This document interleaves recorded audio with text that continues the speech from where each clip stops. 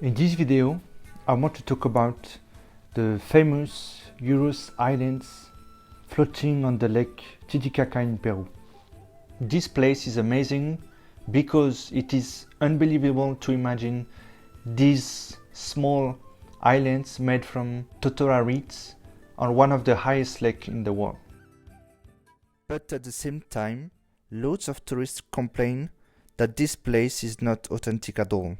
Everything is exaggerated, everything looks superficial, and we can't be sure that the people you met there really live on these floating islands and do not pretend to play a role. I would like to give my opinion about this subject. What is the history of these islands? 1,000 years ago, this place around the lake Titicaca was populated by indigenous people. Among them, the Uros people used to live in the farmlands around the lake. Then, through the centuries, the Uros people had to cohabitate with other tribes. For example, they met the Tiwanaku and the Inca civilizations that used to see them as subhumans and started to oppress them. The Uros decided to escape from their persecutors by living on the lake and building small pieces of lands made from totora reeds. Their new place to live used to last about 20-30 years, and they survived by fishing and hunting.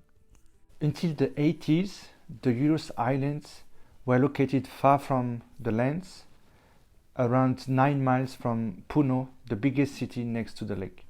They had to build regularly new islands on the water, and sometimes the islands were not solid enough to resist against bad weather. In 1986, a huge storm has devastated these islands and forced their inhabitants to relocate closer to Puno for more security.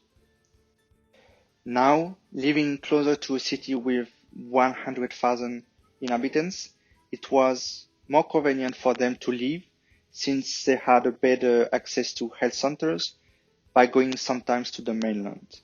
But before anything else, they discovered the flourishment of tourism in this area around the years 2000, and they realized that they could live more easily, taking advantage of it, sending their children to schools in Puno. They could have a better life. A part of these people stopped fishing and hunting and started to live from tourism. Tourism has changed a lot the look of these islands. Let's compare a few pictures before the tourism and now. Before the arrival of tourism to visit these people, you were just able to see floating islands with small totora houses, simple boats.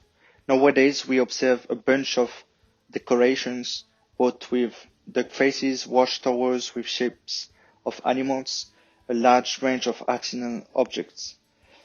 All these objects are not used for any purpose. For example, the watchtowers are not used anymore since a lot of locals do have now mobile phones.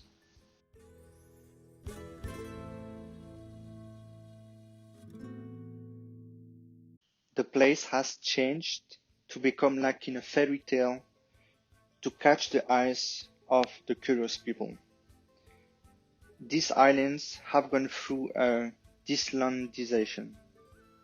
As you can notice on these pictures, the number of floating islands has increased dramatically since that time. In 2000, you could barely observe islands from the satellite pictures, and now they are multiplying. A part of them have been created to be used as hotels, lodges, or places to host visitors. There are more and more islands that look more and more empty. There are now around 90 of these islands, and at the end of the afternoon, it sounds very quiet. During my way back to Puno, I passed through them, and I was not able to see many people there. The explanations given by my guide was that all the locals needed to be very early the next day at a different location to swap and trade their merchandises, but I haven't seen anybody living during the day. At the end of the afternoon, my guide, who was supposed to live on one of these islands, he brought me back to Puno, to the mainland, and he removed the clothes he wore to make the tour to the people, and he put on new clothes to look more like a city person. I also asked one of the guides in which islands he was living, and he didn't remember so easily. He did like a slip of the tongue. ¿En qué isla vive? Nosotros vivimos en Sumachalwa. ¿Es una isla? Sí, pescado bonito. I assume more and more of these people are tempted to benefit from their access to the land, where they can enjoy a good education, probably more health cares, and many more things.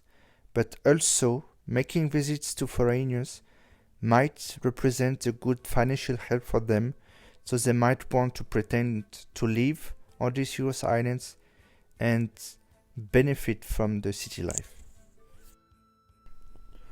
To conclude, I would say that the Uros indigenous people have escaped from the persecutors and survived by living on islands built on the lake with totora reeds. They managed to survive by fishing and hunting, and then they discovered tourism that pushed them to catch more and more the eye of visitors. This lucrative activity involved decorating more and more the place and creating more and more islands.